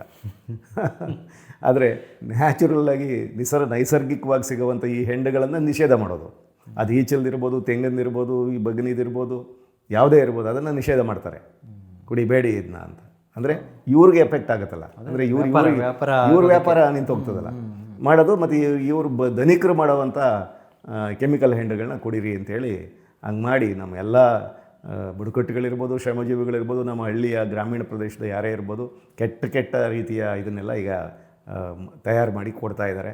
ಅವ್ರ ಲಿವರ್ಗಳನ್ನ ಹಾಳು ಮಾಡಿಕೊಂಡು ಭಾಳ ಬೇಗ ಸಾಯ್ತಾ ಇದ್ದಾರೆ, ಏನೋ ಪ್ರಶ್ನೆ ಬೇರೆ. ಇವೆಲ್ಲ ಲಾಬಿಗಳಿವು. ಅಲ್ಲಿ ಅದನ್ನು ಇಳಿಸೋದನ್ನು ನಾವು ಇದನ್ನು ಮಾಡ್ಕೊಂಡ್ವಿ. ಅವ್ರು ಬೆಳಗ್ಗೆನೇ ಹಿಂದಿನ ರಾತ್ರಿನೇ ಕಟ್ಟಿದ್ರು, ಬೆಳಗ್ಗೆ ಸಾಮಾನ್ಯ ಇಳಿಸ್ತಾರೆ. ನಮಗೋಸ್ಕರ ಸಂಜೆವರೆಗೂ ಇಟ್ಕೊಂಡಿದ್ರು. ಸಂಜೆವರೆಗೂ ಇಟ್ಕೊಂಡು ಮರದ ಮೇಲಿಂದ ಇಳಿಸೋದನ್ನೆಲ್ಲ ನಾವು ಚಿತ್ರೀಕರಣ ಮಾಡ್ಕೊಂಡ್ವಿ. ಅವ್ರು ಏನು ಚಾಕಚಿಕ್ಯತೆ, ಆ ಮರನ ಹತ್ತುವ ರೀತಿ, ಯಾವ ಇದು ಒಂದು ಮಂಗನೂ ಇಲ್ಲ ಹಂಗೆ ಜನ ಅಂದರೆ ಅಷ್ಟು ಇದು ಅವರ ಅನುಭವ. ಅದು ಚಕ ಹತ್ಕೊಂಡು ಹೋದ ರೀತಿ ಅಲ್ಲಿ ಕುಂತು ಅದರಲ್ಲಿ ಒಂದು ಅದನ್ನು ಎರಡೂ ಕಾಲುಗಳನ್ನ ಹಿಂಗೆ ಹಾಕಿ ಇಟ್ಕೊಂಡು ಮರದ ಮೇಲೆ ಕೂತ್ಕೊಂಡು ಅದನ್ನು ತೆಗೆದು ಅದರ ಹೊಂಬಾಳೆಯಿಂದ ಕೆಳಗೆ ಹಿಡ್ಕೊಂಡು ಬಂದ ರೀತಿ ಸುಮಾರು ಶೇಖರಣೆ ಮಾಡಿಬಿಟ್ಟಿದ್ರು. ಒಂದು 4-5 ಮರಗಳಿಂದ ತೆಗೆದು ಒಂದು ಗಡಿಗೆಗಳನ್ನಲ್ಲಿ ತೊಗೊಂಬಂದರು. ರಾತ್ರಿಗೆ ನಮಗೆಲ್ಲ ಸಮಾರಾಧನೆ ಇದೆ ಅಂತ ಗೊತ್ತಾಯ್ತು ನಮಗೆ. ನಮಗೂ ಕುತೂಹಲ, ಹೌದು ಹಿಂಗಿರೋದು ನಾವು ಕುಡಿಬೇಕು ನಾವೂ. ಅದೇನು ಅಪರಾಧ ಅಂತೂ ಅಲ್ಲ. ನಾವು ಒಂದು ನೈಸರ್ಗಿಕವಾಗಿ ಸಿಗೋವಂಥದ್ದನ್ನು ಒಂದು ಎಳ್ನೀರು ಕುಡ್ದಂಗೆ ಅಷ್ಟೇ ಅದು ಅಂಥೇಳಿ ನಾವು. ಸೊ ರಾತ್ರಿಗೆ ಪಾಪ ಎಲ್ಲರೂ ಒಂದು ಕಡೆಗೆ ಸೇರಿ ಅವ್ರವ್ರಿಗೆ ಬರೋ ಹಾಡುಗಳನ್ನ ಆಡಿದ್ರು. ಆಮೇಲೆ ಒಂದು ಬೆಂಕಿ ಹಾಕ್ಕೊಂಡು ಕೋಲಾಟಗಳನ್ನ ಮಾಡಿದ್ರು. ಮಲೆಕುಡಿಯಲ್ಲಿ ಕೋಲಾಟ ಭಾಳ ಮುಖ್ಯವಾದದ್ದು. ರಾತ್ರಿಗೆ ಏನಾಯಿತು, ಮೀನನ್ನು ಗಸಿ ಮಾಡಿ ಮೀನಿನ ಊಟ ಮತ್ತು ಬಗನಿ ಮರದ ಆ ಕಳ್ಳು. ನಮಗೆ ಗೊತ್ತಿಲ್ಲ, ನಾವು ಕುತೂಹಲದಲ್ಲಿ ಸಂಭ್ರಮದಲ್ಲಿ ಏನು ಮಾಡಿಬಿಟ್ವಿ, ಸರಿ ಕುಡಿದ್ಬಿಟ್ವಿ ಅದನ್ನ. ಅದು ಹಿಂದಿನ ರಾತ್ರಿ ಕಟ್ಟಿದ್ದು ಬೆಳಗ್ಗೆನೇ ಇಳಗಬೇಕಾಗಿತ್ತು. ಅದು ಬೆಳಗ್ಗೆನೇ ಕುಡಿದ್ರೆ ಅದು ಅಷ್ಟು ನೆಸೆ ಇರಲ್ಲ. ಸಂಜೆವರೆಗೂ ಮರದಲ್ಲೇ ಇತ್ತಿದ್ದು, ತಂದು ಕೊಟ್ಟರಲ್ಲ, ಕುಡಿದ್ಬಿಟ್ವಲ್ಲ ನಾವು, ಸರಿ ನೆಸೆ ಏರ್ಬಿಡ್ತು. ನೆಸೆ ಏರ್ತು ಅಂತಂದರೆ ನಮಗೆ ರಾತ್ರಿ ಎಲ್ಲಿ ಮಲಗಿದ್ದೀವಿ, ಏನು ಕತೆ ಏನೂ ಗೊತ್ತಿಲ್ಲ ನಮಗೆ. ಅಂದರೆ ಆಕಾಶದಲ್ಲಿ ತೇಲಾಡ್ತಾ ಇರೋಂಗೆ ಅನುಭವ, ಪಕ್ಷಿಗಳ ಥರ ಎಲ್ಲೋ ಹಾರಾಡ್ತಾ ಇದ್ದೀವಿ ಅನುಭವ, ಭೂಮಿ ಮೇಲೆ ಇದೀವೋ ಇಲ್ವೋ ಅನ್ನೋ ಥರದಲ್ಲಿ ಹಿಂಗೆಲ್ಲ ಆಗೋಗ್ಬಿಡ್ತು. ಭಾಳ ವಿಚಿತ್ರವಾದ ಅನುಭವ ಆಗೋಯ್ತು ಅವತ್ತು ನಮಗೆಲ್ರಿಗೂ ಒಬ್ಬನಿಗೆ ಅಂತಲ್ಲ. ಸೊ ಅದು ಒಂಥರ. ಆಮೇಲೆ ಯಾವಾಗ ಮಲಗೋದು ಗೊತ್ತಿಲ್ಲ. ಬೆಳಗ್ಗೆ ಏನೋ ಒಂದು 7-8 ಗಂಟೆಗೆ ಎದ್ದಿದ್ದೀವಿ ಅನಿಸುತ್ತೆ. ಇನ್ನೂ ತಲೆ ಭಾರನೇ ಇತ್ತು. ಇಲ್ಲಿ ಒಂದು ವಿಷಯವನ್ನು ನಾನು ಸ್ಪಷ್ಟಪಡಿಸ್ಬೇಕು. ಅಂದರೆ ಚರಿತ್ರೆ ಹಿಂಗೆ ಸಾಮಾನ್ಯ ಜನರಿಗೆ ಮೋಸ ಮಾಡ್ತಾ ಬಂದಿದೆ ಚರಿತ್ರೆ ಇದು, ಅಥವಾ ನಮ್ಮ ವ್ಯವಸ್ಥೆ ಅಂತ ಅನ್ನೋದಕ್ಕೆ. ಈಗ ಇವೆಲ್ಲವೂ ಈ ನಮ್ಮ ಮಲೆನಾಡಿನ ಅರಣ್ಯಗಳ ಈ ಗರ್ಭಗಳೇನಿದೆ, ಅರಣ್ಯದ ನಡುವೆ ಇರ್ತಕ್ಕಂಥ ಈ ಕಣಿವೆಗಳಲ್ಲಿ ಅನೇಕ ಬಗೆಯ ಬುಡಕಟ್ಟುಗಳು ನಮ್ಮಲ್ಲಿ ಮೊದಲಿಂದನೂ ವಾಸ ಮಾಡ್ತಾ ಬರ್ತಾಯಿದ್ದಾರೆ. ಆದರೆ ಅವ್ರ ಪಾಡ್ಗವ್ರಿದ್ದರು. ಅವ್ರಿಗೆ ಯಾರದೇ ತಂಟೆ ತಕರಾರಿರಲಿಲ್ಲ. ರಾಜ್ಯಗಳು ಯಾವ್ದು ಬದಲಾಯಿತು, ಏನು ಬಂತು, ನಮಗೆ ಸ್ವಾತಂತ್ರ್ಯ ಬಂತ ಇಲ್ವಾ, ಏನು ಎಷ್ಟೋ ಜನ ಗೊತ್ತಿದೆಯೋ ಇಲ್ವೋ ಗೊತ್ತಿಲ್ಲ, ಅಷ್ಟರ ಮಟ್ಟಿಗೆ ಇದ್ದವರು ಅವರು. ಅಂದರೆ ಅವ್ರಿಗೆ ಅರಣ್ಯ ಆಯಿತು, ಅವರಾಯಿತು. ಅಂದರೆ ಅರಣ್ಯದಲ್ಲಿ ಪ್ರಾಣಿಗಳು ಸ್ವಚ್ಛಂದವಾಗಿ ಓಡಾಡಿಕೊಂಡು ಹೇಗೆ ತಮ್ಮ ಬದುಕನ್ನು ಸಾಗಿಸ್ತಾ ಇದ್ವು, ಹಂಗೆ ಮನುಷ್ಯರು ಕೂಡ ಸ್ವಲ್ಪ ಉನ್ನತವಾದ ಮೆದುಳಿದ್ದರೂ ಕೂಡ ಇವರು ಅರಣ್ಯದಲ್ಲಿ ಅದೇ ರೀತಿ ತಂಪಾಡುತ್ತಾವಿದ್ದಂಥವ್ರು ಈ ಬುಡಕಟ್ಟುಗಳು ಅನ್ನೋರು. ಬ್ರಿಟಿಷರು ಬಂದ್ರಲ್ಲ ನಮ್ಮ ದೇಶಕ್ಕೆ, ಬ್ರಿಟಿಷರು ಅನ್ನೋದಕ್ಕಿಂತ ಯುರೋಪಿಯನ್ಸ್ ಬಂದ್ರಲ್ಲ. ಈಗ ಮೊದಲು ವಾಸ್ಕೋ ಡಿ ಗಾಮ ಬಂದ, ಯಾತಕ್ಕೆ ಬಂದ ಅವನು? ಅವ್ರೀಗ ಮೊದಲು ಕೊಲಂಬಸ್ಸು ಇಂಡಿಯಾವನ್ನು ಕಂಡುಹಿಡಿಯೋದಕ್ಕೆ ಅಂತ ಹೊರಟು ಅವನು ಅಮೆರಿಕ ಕೊಟ್ಟೋದ, ಅವನು ಅಮೆರಿಕನ್ ಕಂಡುಹಿಡ್ದ.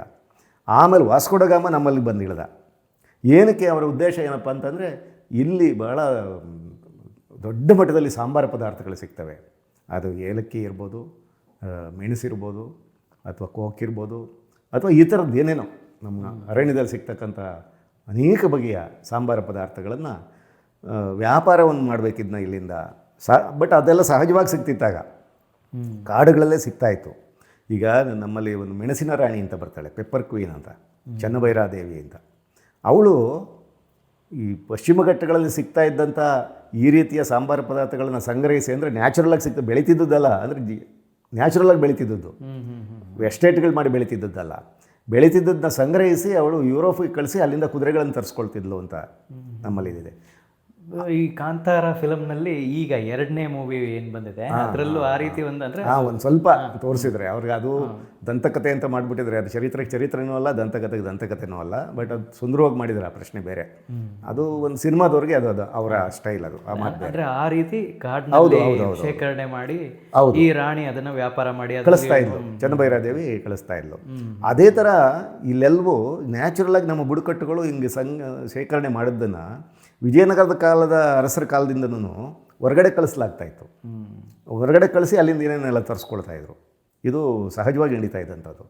ಹಿಂಗೆ ತಮ್ಮ ಪಾಡಿಗೆ ತಾವು ಸ್ವಚ್ಛಂದವಾಗಿ ನಿಸರ್ಗದ ನಡುವೆ ಇದ್ದಂಥ ಈ ಜನಗಳಿಗೆ ಏನಾಯಿತು ಅಂದರೆ, ಈ ಯುರೋಪಿಯನ್ಸ್ ಬಂದ ಮೇಲೆ ಇವ್ರು ಬಂದು ಅಲ್ಲಲ್ಲಿ ವಸಾಹತುಗಳನ್ನ ಸ್ಥಾಪನೆ ಮಾಡಿದ್ರು, ಈಸ್ಟ್ ಇಂಡಿಯಾ ಕಂಪನಿಗಳನ್ನ ಶುರು ಮಾಡಿ ಏನು ಮಾಡಿದ್ರು, ಈ ನಮ್ಮ ದೇಶದ ಅಥವಾ ನಮ್ಮ ಈ ರಾಜ್ಯದ ಈ ಸಣ್ಣ ಪುಟ್ಟ ಪಾಳೆಗಾರರ ಜೊತೆಗೆ ಒಪ್ಪಂದಗಳನ್ನ ಮಾಡಿಕೊಂಡು ಎಸ್ಟೇಟ್ಗಳನ್ನ ಶುರು ಮಾಡಿಕೊಂಡ್ರು.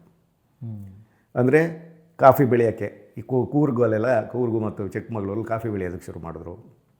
ಮತ್ತು ಹಾಗೆಯೇ ಪೆಪ್ಪರ್ ಕರಿಮೆಣಸನ್ನು ಬೆಳೆಯೋದಕ್ಕೆ ಶುರು ಮಾಡಿದ್ರು. ಸೊ ಹಾಗೆಯೇ ಕೋಕನ್ನು ಬೆಳೆಯೋದಕ್ಕೆ ಶುರು ಮಾಡಿದ್ರು, ಶುಂಠಿಯನ್ನು ಬೆಳೆಯೋದಕ್ಕೆ ಶುರು ಮಾಡಿದ್ರು. ಹೀಗೆ ಅಂದರೆ ಸಾಂಬಾರ ಪದಾರ್ಥಗಳು ಏನು ಏಲಕ್ಕಿಯನ್ನು ಬೆಳೆಯೋಕ್ಕೆ ಶುರು ಮಾಡಿದ್ರು, ಇದು ನ್ಯಾಚುರಲಾಗಿ ಸಿಗ್ತಿತ್ತು, ಅದನ್ನು ತೋಟಗಳನ್ನಾಗಿ ಮಾಡುವ ಮೂಲಕ ಕೃತಕವಾಗಿ ಬೆಳೆಯೋದಕ್ಕೆ ಶುರು ಮಾಡಿಬಿಟ್ರು. ಅದನ್ನೊಂದು ಉದ್ಯಮ ಮಾಡಿಕೊಂಡ್ರು ಅವರು, ಯಾರೋ ಯುರೋಪಿಯನ್ಸು. ಅದರಲ್ಲಿ ಬ್ರಿಟಿಷರು ಹೆಚ್ಚು ತಮ್ಮ ಅಧಿಕಾರವನ್ನು ಸ್ಥಾಪನೆ ಮಾಡಿ ಕೊನೆಗೆ ದೇಶವನ್ನೇ ಹಿಡ್ಕೊಂಡು ನಮಗೆ ಗೊತ್ತಿದೆ. ಆದರೆ ಇವರು ವಾಸ್ತವವಾಗಿ ಬಂದದ್ದು ಈ ಮಲೆನಾಡಿನ ಸಾಂಬಾರ ಪದಾರ್ಥಗಳಿಗಾಗಿ.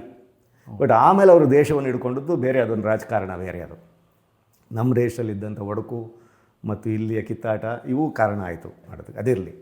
ಸೊ ಹಿಂಗೆ ಮಾಡಿ ಈ ಮಲೆನಾಡಿನಲ್ಲಿ ಆ ಉಪಾಡುಗವಿದ್ದಂಥ ಕಣಿವೆಗಳನ್ನೆಲ್ಲ ತೋಟಗಳನ್ನಾಗಿ ಪರಿವರ್ತನೆ ಮಾಡಿಬಿಟ್ರು. ಸೊ ಈಗ ನಾನು ಹೇಳಿದ್ನಲ್ಲ, 10,000 ಎಕರೆ ಒಬ್ಬ ಇವೊಂದು, 10,000 ಎಕರೆ ಇನ್ನೊಬ್ಬನಿಗೆ ನಮ್ಮ ಆಧುನಿಕ ಸರ್ಕಾರವೇ ಕೊಟ್ಟಿದೆ ಅಂದರೆ, ಸ್ವಾತಂತ್ರ್ಯ ನಂತರದ ಸರ್ಕಾರ, ಬ್ರಿಟಿಷರ ಕಾಲದಲ್ಲಿ ಇನ್ನೇ ಆಗಿತ್ತು ಅಲ್ವಾ? ಹಂಗೆ ಯಾವಾಗ ಹಿಂಗೆ ಅಂದರೆ ನೈಸರ್ಗಿಕವಾಗಿದ್ದಂಥ ಅರಣ್ಯದ ಬದುಕು ತೋಟಗಳಾಗಿ ಪರಿವರ್ತನೆ ಆಗೋಯಿತು ಅಂದರೆ, ಇದು ಎಸ್ಟೇಟಿನ ಪರಿಣಾಮಗಳು ಇವೆಲ್ಲ. ಹಿಂಗಾಗೋಗ್ಬಿಟ್ಟು ಏನಾಯಿತು, ಈ ಯಾವ ಬುಡಕಟ್ಟುಗಳು ಸ್ವಚ್ಛಂದವಾಗಿ ತಮ್ಮ ಪಾಡು ತಾವು ಸರ್ವ ಸ್ವತಂತ್ರವಾಗಿದ್ದರು, ಅವರೆಲ್ಲ ಕ್ರಮೇಣ ಆಯಾ ಭೂಮಾಲೀಕರ ಸ್ವತ್ತುಗಳು ಅನ್ನೋ ಥರ ಆಗೋಗ್ಬಿಟ್ರು, ಜೀತದಾಳಾಗಿ ಪರಿವರ್ತನೆ ಆಗೋಗ್ಬಿಟ್ರು.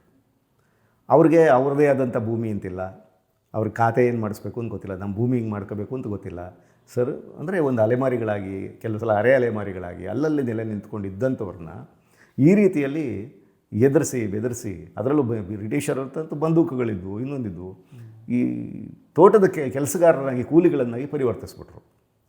ಅದು ಕೆಲವರಿಗೆಲ್ಲ ವಹಿಸ್ತಾ ಇದ್ದರು ಹಿಂಗೆ, ಅವರು ಕೂಡ ಬ್ರಿಟಿಷರು ಕೂಡ ಎಲ್ಲರೂ ಅವರೇ ಇರ್ತಿದ್ರು ಅಂತಿಲ್ಲ.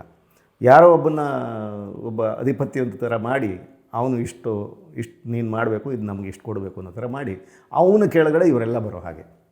ಸೊ ಒಟ್ಟಾರೆ ಸ್ವಚ್ಛಂದವಾಗಿದ್ದಂಥ ಸರ್ವಸ್ವತಂತ್ರವಾಗಿದ್ದಂಥ ಈ ಬುಡಕಟ್ಟುಗಳ ಬದುಕು ಒಂದು ರೀತಿಯಲ್ಲಿ ಪರಾಧೀನ ಆಗೋಯಿತು ಅಂತ, ಪರಾಧೀನವಾದ ರೀತಿಯಲ್ಲಿ ಆಗೋಯಿತು.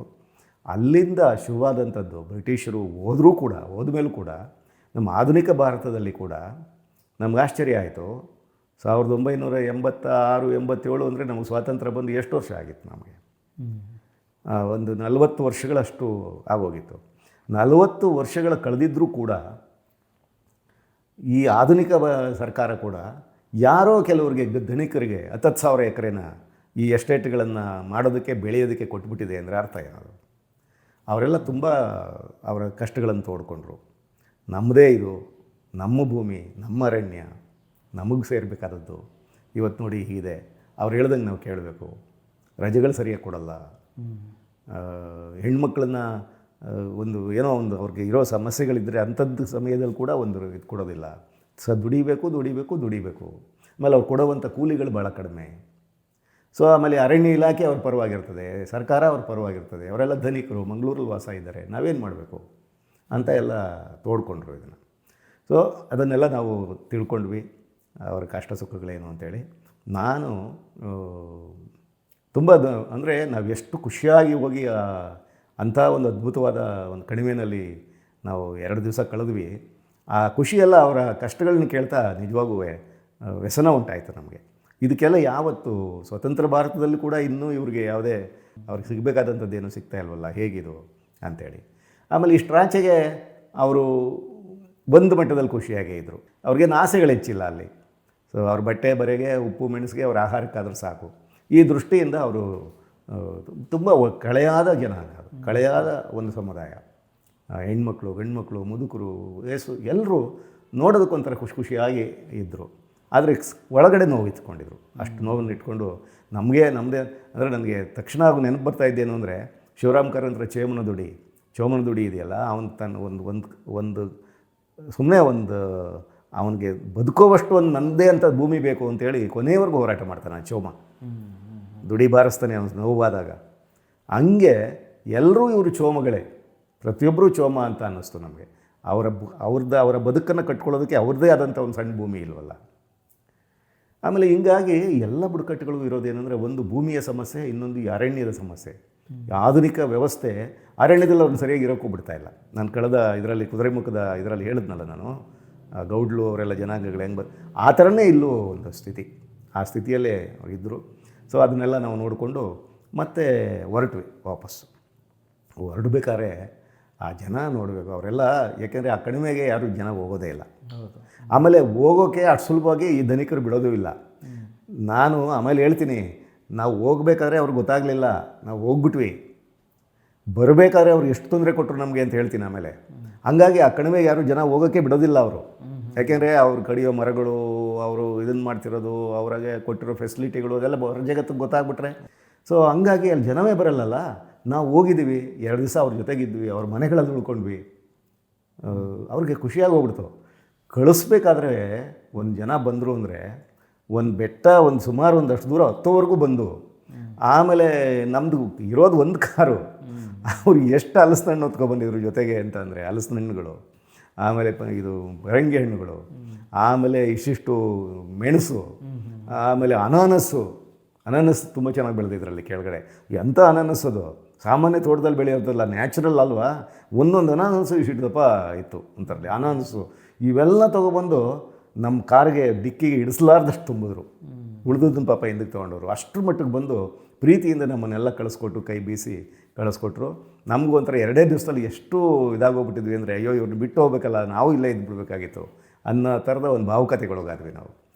ಆಮೇಲೆ ಮತ್ತೆ ತಿರ್ಗಾ ಆಯ್ತಾ ಪ್ರಕಾರ ನಮ್ಮ ಕಾರು ಅವಾಗ ಹೆಂಗೆ ಇಳಿದು ಬಂತು. ಈಗ ಹಂಗೆ ಹತ್ತೋಗ್ಬೇಕಲ್ಲ, ಅದು ಇಷ್ಟಗಲ ರಸ್ತೆ, ಆ ಲಾರಿಗಳು ಬೇರೆ ಓಡಾಡ್ತಾನೇ ಇವೆ. ಮರಗಳ ತುಂಡುಗಳನ್ನು ತುಂಬಿಕೊಂಡಂಥ, ಮರದ ದಿಮ್ಮಿಗಳನ್ನು ತುಂಬಿಕೊಂಡಂಥ ಲಾರಿಗಳು, ಅಲ್ಲಲ್ಲಿ ಒಂದು 2-3 ಲಾರಿನೂ ಸಿಕ್ಕಿದ್ವು. ಭಾಳ ಪ್ರಯಾಸದಲ್ಲಿ ಮೇಲೆ ಬಂದರೆ, ಬರಬೇಕಾದ್ರೆ ಅಲ್ಲೊಂದು ಗೇಟ್ ಇತ್ತು ವಾಸ್ತವವಾಗಿ ನಮಗೆ, ಆ ಮಣ್ಣು ರಸ್ತೆಗೆ ಬರಬೇಕಾದ್ರೆ ಅದು ತೆರೆದಿತ್ತು. ನಮಗೇನು ಗೊತ್ತಾಗಲಿಲ್ಲ, ಬಂದ್ಬಿಟ್ವಿ.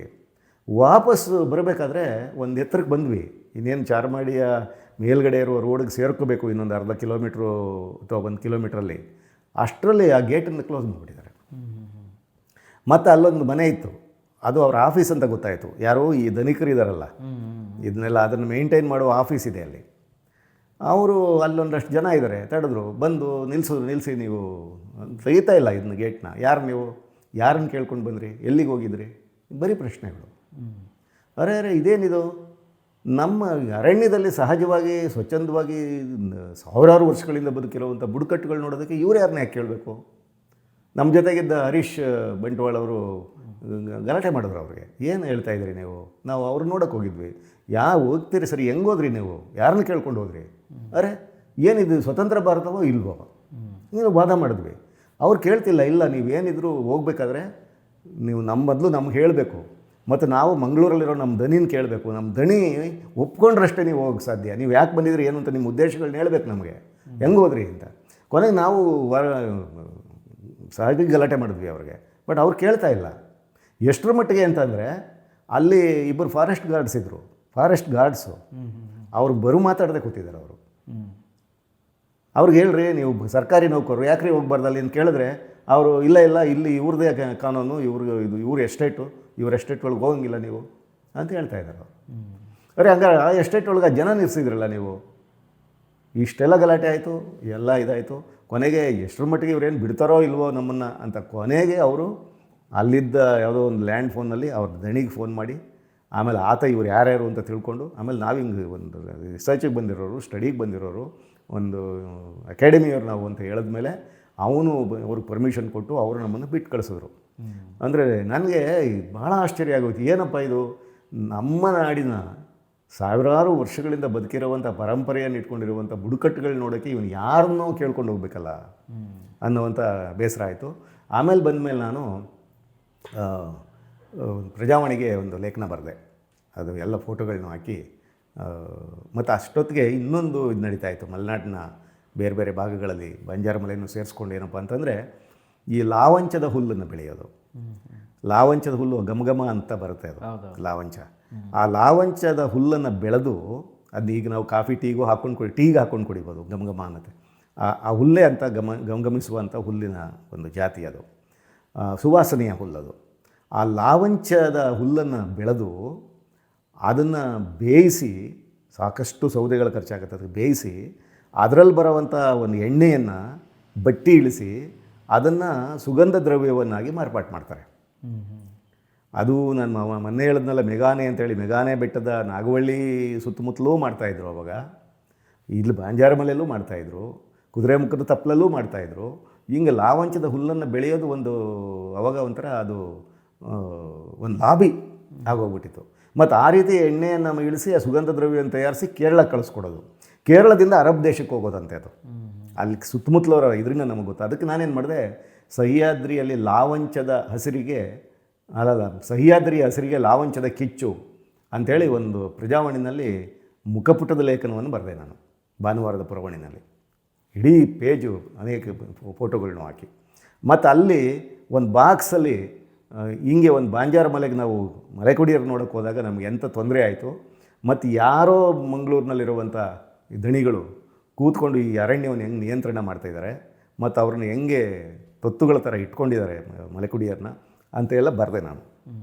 ಆಮೇಲೆ ಹರೀಶ್ ಬಂಟ್ವಾಳ್ ನಮ್ಮ ಜೊತೆಗೆ ಬಂದು ಪತ್ರಕರ್ತರು, ಅವರು ಅದನ್ನು ಇಟ್ಕೊಂಡು ಅಲ್ಲೆಲ್ಲ ಇದು ಮಾಡಿ ಕೊನೆಗೆ ಅದು ಜಿಲ್ಲಾ ಪಂಚಾಯತಲ್ಲಿ ಅದು ಚರ್ಚೆ ಆಗಿ, ಆಮೇಲೆ ಅಲ್ಲಿ ಗಲಾಟೆಯಾಗಿ ಬಂದು ಆ ಗೇಟನ್ನು ತೆಗೆಸಿ ಎಲ್ರಿಗೂ ಮುಕ್ತ ಮಾಡಿದ್ರು ಅಂತೇಳಿ ನನಗೆ ಆಮೇಲೆ ಗೊತ್ತಾಯ್ತದು. ಸೊ ಅಷ್ಟರ ಮಟ್ಟಿಗೆ ಅದಕ್ಕೆ ಒಂದು ಪರಿಣಾಮ ಆಯಿತು. ಇಷ್ಟನ್ನು ಮಾಡಿದ್ವಿ. ಬಟ್ ಆಮೇಲೆ ಕೆಲವು ದಿನಗಳ ನಂತರ ಅಲ್ಲಿ ಜಿಲ್ಲಾ ಪಂಚಾಯತ್ CEO ಒಬ್ಬರು ಭಾಳ ಜನಮುಖಿಯಾದಂಥ ಒಬ್ಬರು ಇದ್ದರು, ವಿಪ ಬಳಿಗಾರ್ ಅಂತೇಳಿ, VP ಬಳಿ. ಆಮೇಲೆ ಅವರು ಸೆಂಟ್ರಲ್ ಗೌರ್ಮೆಂಟ್ಗೆಲ್ಲ ಹೋಗಿದ್ರು, ನಮ್ಮ ಕನ್ನಡಿಗರು, ಕನ್ನಡದ ಒಬ್ಬ IAS ಅಧಿಕಾರಿ. ಅವರು ಅದನ್ನು ತೆಗೆಸಿದ್ರಂತೆ. ಬಟ್ ಅವ್ರ ನಂತರ ಮತ್ತೆ ತಿರ್ಗಾ ಗೇಟ್ ಹಾಕಲಾಯಿತು ಅಂತ ನಾವು ಕೇಳಲ್ಪಟ್ವಿ. ಅದು ನಾವೆಷ್ಟೋ ಹೋರಾಟ ಮಾಡಲಿಕ್ಕೆ ಆಗ್ತದೆ. ಅದು ಏನು, ನಾನು ಈ ಲೇಖನ ಯಾವ ಟೈಮಲ್ಲಿ ಬರೆದೆ, ಒಂದು ಸೆಷನ್ ನಡೀತಿರೋ ಟೈಮಲ್ಲಿ ಬರೆದೆ, ಕರ್ನಾಟಕದ ಸೆಷನ್ ನಡೀತಿರೋ ಟೈಮಲ್ಲಿ. ಕೆಲವರೆಲ್ಲ ಅದಕ್ಕೆ ಇದೇ ಟೈಮಲ್ಲಿ ಬರೆಯೋದು ಒಳ್ಳೆಯದು ಅಂತೇಳಿ ಪ್ರಜಾವಾಣಿಯವರು ಅದನ್ನು ಪ್ರಕಟ ಮಾಡಿದ್ರು ಕೂಡ. ಆದರೆ ನಮ್ಮ ಸೆಷನಲ್ಲಿ ಯಾರೂ ಅದ್ರ ಬಗ್ಗೆ ಓದಿದ್ರೋ ಇಲ್ವೋ, ಒಟ್ಟು ಅದು ಪ್ರಶ್ನೆ, ಅದು ಚರ್ಚೆ ಆಗಲೇ ಇಲ್ಲ ಅದು ಆ ಕಾಲಕ್ಕೆ. ಅದೊಂದು ಬೇರೆ ಇದು. ಸೊ ಒಟ್ಟಾರೆ ಹೀಗೆ ಈ ಬಂಜಾರ ಮಲೆಗೆ ಹೋಗಿ ಬಂದ ಒಂದು ಪ್ರಕರಣ ಇದೆಯಲ್ಲ, ಅದು ಅಲ್ಲಿನ ಸೌಂದರ್ಯ ಹಚ್ಚ ಹಸಿರಾಗಿ ನಮ್ಮ ಮನಸ್ಸಿನಲ್ಲಿದೆ. ಆದರೆ ಅಲ್ಲಿಯ ಬುಡಕಟ್ಟುಗಳ ಸ್ಥಿತಿಗತಿ ಒಂದು ವ್ಯಸನವಾಗಿ ನಮ್ಮ ಮನಸ್ಸಿನಲ್ಲಿದೆ. ಮತ್ತು ಒಟ್ಟು ತೇಜಸ್ವಿಯವರು ಏನು ಕರ್ವಾಲದಲ್ಲಿ ಆ ಬಂಜಾರ ಮಲೆಯ, ಅಥವಾ ಬಂಜಾರ ಮಲೆ ಅಷ್ಟೇ ಅಲ್ಲ, ಇಡೀ ಚಾರ್ಮಾಡಿ ಘಾಟಿಯ ರುದ್ರ ಸೌಂದರ್ಯವನ್ನು, ಅಲ್ಲಿರ್ತಕ್ಕಂಥ ಜೀವ ವಿಕಾಸದ ವಿವರಗಳನ್ನು, ಮತ್ತು ಅಲ್ಲಿ ನಡೀತಕ್ಕಂಥ ರಿಸರ್ಚ್ಗಳನ್ನು, ಇಟ್ಕೊಂಡು ಒಂದು ಕಾದಂಬರಿಯನ್ನು ಬರೆದಿದ್ದಾರೆ. ಮತ್ತು ಶಿವರಾಮ್ ಕಾರಂತರು ಏನು ಈ ಮಲೆಕುಡಿಯರ ಬವಣೆಗಳ ಬಗ್ಗೆ, ಅವರ ಬದುಕಿನ ಬಗ್ಗೆ ಒಂದು ಕಾದಂಬರಿಯನ್ನು ಬರೆದಿದ್ದಾರೆ. ಆ ಎರಡೂ ಕಾದಂಬರಿಗಳ ಒಂದು ಸಾರ ಏನಿದೆ ಅದನ್ನು ಕಣ್ಣಾರೆ ನೋಡೋದಕ್ಕೆ ಸಾಧ್ಯ ಆಯಿತು. ಇಡೀ ಅವತ್ತಿನ ನಮ್ಮ ಬಾಂಜಾರ, ಅದಕ್ಕೆ ನಾನೊಂದು ಏನಿಟ್ಟೆ, ಈಗ ನನ್ನ ಗಿರಿಜನ ನಾಡಿಗೆ ಪಯಣ ಪುಸ್ತಕದಲ್ಲಿ ಈ ಲೇಖನಕ್ಕೆ ಬಾಂಜಾರು ಮಲೆ ಅನ್ನೋದಕ್ಕಿಂತ ಚಾರ್ಮಾಡಿಯ ಪಾತಾಳ ಲೋಕ ಅಂತ ಇಟ್ಟಿದ್ದೀನಿ. ಅಂದರೆ ಪಾತಾಳ ಲೋಕ ಅನ್ನುವಂಥದ್ದು ಯಾವಾಗಲೂ ನಮಗೆ ಗೊತ್ತಿಲ್ಲದೆ ಇರುವಂಥ ನಿಗೂಢ ಲೋಕ. ಅಲ್ಲಿ ನಿಗೂಢತೆ ಇದೆ. ಅಂದರೆ ಯಾವ ಕಾರಣಕ್ಕಾಗಿ 20,000 ಎಕರೆಯನ್ನು ಧನಿಕರಿಗೆ ಇಲ್ಲಿ ಕೊಡಲಾಗಿದೆ ಮತ್ತು ಅವರು ಹೇಗೆ ಮರಗಳನ್ನು ಕಡಿತಾ ಇದ್ದಾರೆ ಅಲ್ಲಿ, ಆ ನೆಪದಲ್ಲಿ ಏನನ್ನೋ ಬೆಳೆಯುವ ನೆಪದಲ್ಲಿ ಮರಗಳನ್ನು ಹೇಗೆ ಕಡಿತಾ ಇದ್ದಾರೆ, ಅರಣ್ಯ ಹೇಗೆ ನಾಶ ಆಗ್ತಿದೆ, ಮತ್ತು ಒಂದು ಸ್ವಚ್ಛಂದವಾಗಿ ಬದುಕಬೇಕಾಗಿದ್ದಂಥ ಬುಡಕಟ್ಟುಗಳನ್ನು ಹೇಗೆ ಅಲ್ಲಿ ನಿಯಂತ್ರಿಸಿ ಒಂದು ರೀತಿ ಬಂದಿಗಳನ್ನಾಗಿ ಇಡಲಾಗಿದೆ. ಇದೆಲ್ಲವೂ ಒಂಥರ ಬಹಳ ಮುಖ್ಯವಾದಂಥ ವಿಚಾರಗಳಾಗಿತ್ತು. ಬಟ್ ನನಗೆ ನಾನು ಬಾಂಜಾರ ಮಲೆಗೆ ಹೋಗೋಕ್ಕಾಗಲಿಲ್ಲ ಆಗಿಬಿಟ್ರೆ. ಆದರೆ ನನ್ನ ಕೆಲವು ಸ್ನೇಹಿತರು, ನನ್ನ ಬುಡಕಟ್ಟು ಅಧ್ಯಯನ, ನಾನು ಕನ್ನಡ ವಿಶ್ವವಿದ್ಯಾಲಯಕ್ಕೆ ಹೋದ್ಮೇಲೆ ಬುಡಕಟ್ಟು ಅಧ್ಯಯನ ವಿಭಾಗದಲ್ಲಿ ಕೆಲಸ ಮಾಡ್ತಾಯಿದ್ದಾಗ ನನ್ನ ಸ್ನೇಹಿತರುಗಳನ್ನ, ನನ್ನ ಕಿರಿಯ ಸ್ನೇಹಿತರುಗಳನ್ನೆಲ್ಲ ನನ್ನಲ್ಲಿ ಕಳಿಸಿದ್ದೆ. ಅವರೆಲ್ಲರೂ ಹೋಗಿ ಬಂದಿದ್ದಾರೆ. ಸಾಕಷ್ಟು ಸುಧಾರಣೆ ಆಗಿದೆ ಮತ್ತು ಮಲೆಕುಡಿಯರು ಸಾಕಷ್ಟು ಎಚ್ಚೆತ್ತುಕೊಂಡಿದ್ದಾರೆ. ಆದರೆ ಭೂಮಿ ಸಮಸ್ಯೆ ಮಾತ್ರ ಬಗೆಹರಿದಿಲ್ಲ, ಭೂಮಿ ಸಿಕ್ಕಿಲ್ಲ.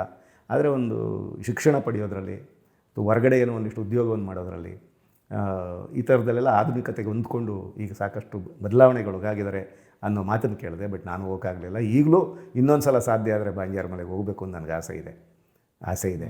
ಬಟ್ ಈಗ ಬಹುಶಃ ರಸ್ತೆಗಳು ಇರ್ಬೋದು ಅಲ್ಲಿಗೆ ಹೋಗಲಿಕ್ಕೆ. ಮತ್ತು ಇನ್ನೂ ಏನು ಆ 3 ಮಲೆಗಳ ಹೆಸರು ಹೇಳಿದೆ, ಆ 3 ಮಲೆಗಳಲ್ಲಿರ್ತಕ್ಕಂಥ ಎಲ್ಲ ಮಲೆಕುಡಿಯರಿಗೆ ಎಷ್ಟರ ಮಟ್ಟಿಗೆ ಬೇರೆ ಬೇರೆ ಅವಕಾಶಗಳು ಸಿಕ್ಕಿದೆ ಅನ್ನೋದನ್ನು ನೋಡಬೇಕು ಅಂತ ಒಂದು ಆಸೆ ಇದೆ. ಸಾಧ್ಯವಾದರೆ ಒಂದು ಸಲ ಹೋಗ್ತೀನಿ ನಾನು ಅಲ್ಲಿಗೆ.